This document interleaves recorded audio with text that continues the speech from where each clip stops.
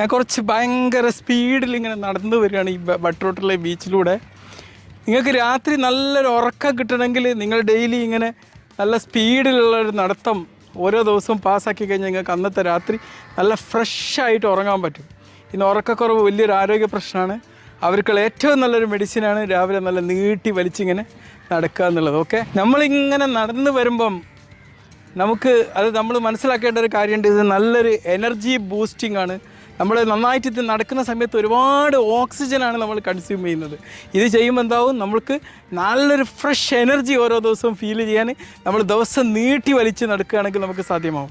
നമ്മളുടെ ക്ഷീണത്തിൻ്റെ ഒരു വിരസതയെ ആട്ടി ഓടിക്കാനും ഈ ഒരു നടത്തം കൊണ്ട് സാധ്യമാവും. ഈ നീട്ടി നടത്തം കൊണ്ട് മറ്റൊരു ഗുണം എന്താണെന്ന് അറിയാം, നമ്മുടെ ശക്തമായിട്ട് രോഗപ്രതിരോധ ശേഷി നിലനിർത്താൻ പറ്റും. നമുക്ക് ലോങ് ടേം വരുന്ന ഒരുപാട് അസുഖങ്ങൾ തടയാനും നമുക്ക് ഒരുപാട് അണുബാധകളൊക്കെ വരുന്നത് തടയാനും ഈ ഒരു നീട്ടി നടത്തം കൊണ്ട് നമുക്ക് സാധ്യമാകും.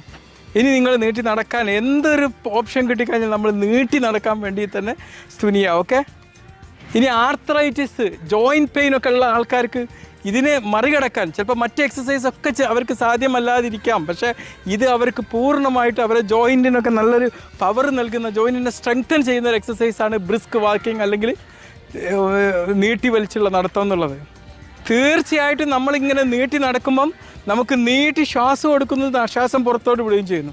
അപ്പോൾ നമ്മുടെ ശരീരത്തെ മുഴുവനായിട്ട് ഈ അന്തരീക്ഷത്തിലുള്ള ഈ ഓക്സിജൻ മുഴുവനും നമ്മുടെ ശരീരത്തിലേക്ക് എത്തിയിട്ട് നമ്മുടെ ശരീരത്തെ ഫ്രഷ് ഓക്സിജനേറ്റ് ചെയ്യാൻ വേണ്ടിയിട്ട് ഇത് സഹായിക്കുന്നുണ്ട് എന്നുള്ളത് കൂടി നമ്മൾ മനസ്സിലാക്കുക. ഓക്കെ, ഒരുപക്ഷെ നമ്മളിങ്ങനെ സ്ലോലി നടക്കുന്നതുകൊണ്ട് നമുക്ക് അധികം കലോറി ബേൺ ചെയ്യില്ല. പക്ഷെ നമ്മൾ നീട്ടി നടക്കുമ്പം ഒരുപാട് കലോറിയാണ് കത്തിപ്പോകുന്നത്. ഒരുപാട് കലോറി കത്തിപ്പോകുമ്പോൾ നമുക്കുണ്ടാകുന്ന ബെനിഫിറ്റ് എന്താണ്, നമ്മളുടെ ശരീരത്തിൽ നിന്ന് ഈ ഫാറ്റ് ഒരുപാട് അങ്ങോട്ട് ബേൺ ചെയ്ത് പോകും, നമ്മുടെ കലോറി ഒരുപാട് കത്തിപ്പോകും. അതുപോലെ നമുക്ക് വെയിറ്റ് ലോസിന് ഇത് വല്ലാണ്ട് ഹെൽപ്ഫുള്ളായൊരു സംഭവമാണ്. ബ്രിസ്ക് വാക്കിംഗ് നല്ലൊരു കാർഡിയാക്ക് എക്സസൈസാണ്, നമ്മുടെ ഹൃദയത്തിന് പവർ നൽകുന്ന നല്ലൊരു എക്സസൈസാണ്.